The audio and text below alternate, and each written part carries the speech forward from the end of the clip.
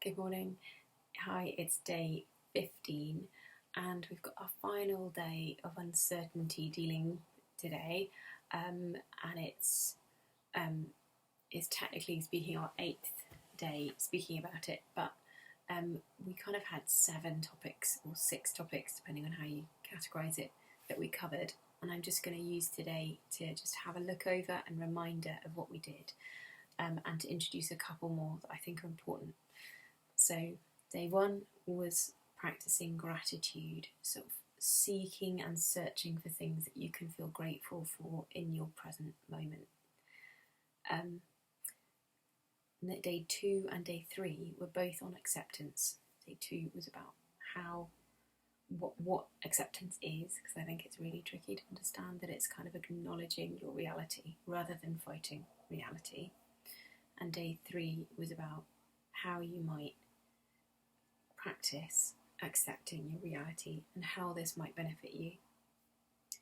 Day 4 was this question of dealing with the uncertainty of what if this happens, what if that happens, and turning the things that you can into a then what situation, and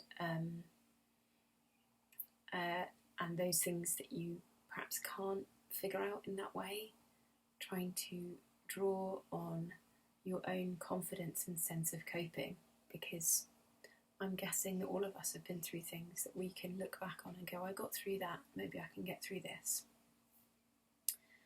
And then day 5 was mindful awareness, an extremely quick overview of an enormous topic, and I hope that if it keyed in with you, that you have an opportunity to look over some of the resources I mentioned. Day 6 was about altruism, was about being kind to others, putting kindness out there, because of the enormous amount of evidence there is that this is really helpful for all of us to do. And day 7 was about self-soothe, which is really about trying to lower your arousal in the moment so that you can then find your other coping methods, so that you're less likely perhaps to act impulsively on how you're feeling and then regret it afterwards, like snap at someone or shout at someone or slam the door or act rashly in another way. So I think those covered a lot of the things that I saw when I was looking around at different ways of dealing with uncertainty. I think things that I think are really important that perhaps weren't in there is connecting with others. Now, this is why I'm making these videos, because I feel so passionately that this is so important for everyone. We are humans, we are tribal beings, we are not designed to be alone. So this is an extremely challenging time for those people that are now being put alone because of isolation due to health or any other reason, living alone. And whatever way that you can find to connect with others, I would recommend that you have a go. So digging through your phone book, or who has a phone book, all your contacts on your phone, and finding people that you've forgotten about, that you haven't spoken to years, and you just think, now's the time to give them a call, because who knows, they may be wishing that somebody would call them. And then you've also done your kind thing as well. Or if you don't feel like you have friends that you can call or family that you can call, it's trying to think about ways that you might be able to connect otherwise. So whether you might get involved in a community thing, whether you might get involved, if you can't actively volunteer, get involved in organising something, or just making local friends around you, because there are lots of voluntary things going on, like picking up prescriptions and doing shopping and ferrying medical supplies and stuff like that.